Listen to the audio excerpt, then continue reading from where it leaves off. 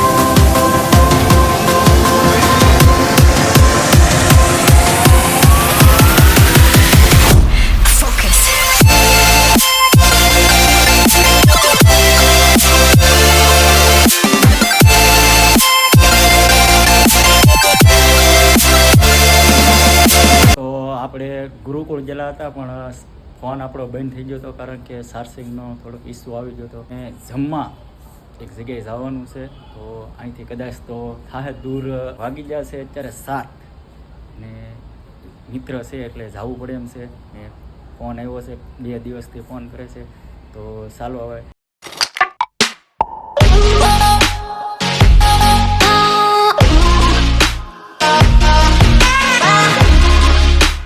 રસ્તો એવો છે ને આમ ગજબનો રસ્તો છે, કારણ કે કોઈ પબ્લિકે જોવા ન મળે તમને, બીકે એવું. અરે ક્યારેક ગાડી નીકળે છે 2 કિલોમીટર આગળ છે, ભૂલા ગયા અંધારાની અંદર, ચારે બાજુ જંગલ છે.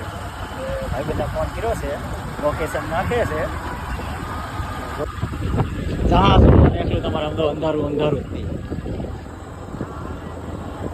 લાગે ને, બીક એની જેવું છે, અંધારું છે એક કરવું. તો આપણે પહોંચી ગયા છીએ ને મરસા આપી દે. ભાઈ કેમ છે ભાણુભાઈ? લાઈક કરજો બધા. જોવા શું કરો બેન?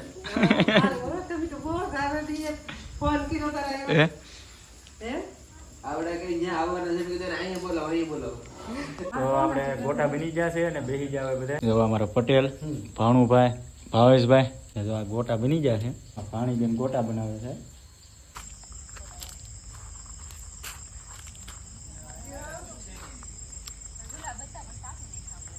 તો આપણે જમી લીધા છે. જમી કાઢવીને હવે વિડીયો પણ એડિટ કરવાનો છે. તો મળીએ એક નવા બ્લોગની અંદર. તો વિડીયો ગમ્યો હોય તો લાઈક શેર સબસ્ક્રાઈબ કરવાનું ભૂલતા નહીં. જય માતાજી, જય રામા.